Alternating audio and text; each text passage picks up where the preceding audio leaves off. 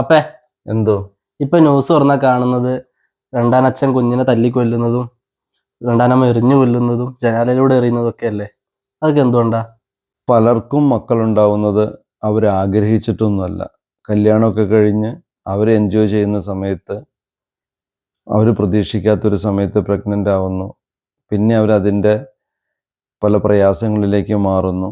അങ്ങനെ ഉണ്ടാവുന്ന ചില ഡിപ്രഷനിലാണ് പുതിയ അമ്മമാരൊക്കെ കുഞ്ഞുങ്ങളെ കൊല്ലാൻ ശ്രമിക്കുന്നതും കൊല്ലുന്നതും.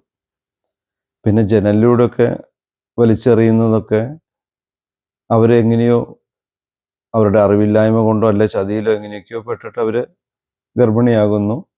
അപ്പോൾ അവിവാഹിതയായ ഒരു സ്ത്രീക്ക് ഒരു കുഞ്ഞിനെ പ്രസവിച്ച് വളർത്തുമ്പോൾ ഈ സമൂഹം അതിനെ വളരെ നിന്ദ്യമായ രീതിയിൽ നോക്കിക്കാണുകയും പെരുമാറുകയും ചെയ്യും.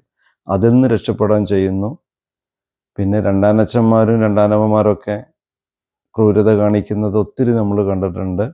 അവരെയൊക്കെ ശിക്ഷിക്കുക, മറ്റൊരാൾ അതുപോലെ ചെയ്യാതിരിക്കുവാൻ തക്കവണ്ണമുള്ള മാതൃകാപരമായ ശിക്ഷകൾ അവർക്ക് കൊടുക്കുകയും വേണം. ഇതൊക്കെ ഇതിന് മാർഗമുള്ളൂ. ഏറ്റവും ഇമ്പോർട്ടൻ്റായി ചെയ്യുന്നൊരു കാര്യം സെക്സ് എഡ്യൂക്കേഷൻ കൊടുക്കുക.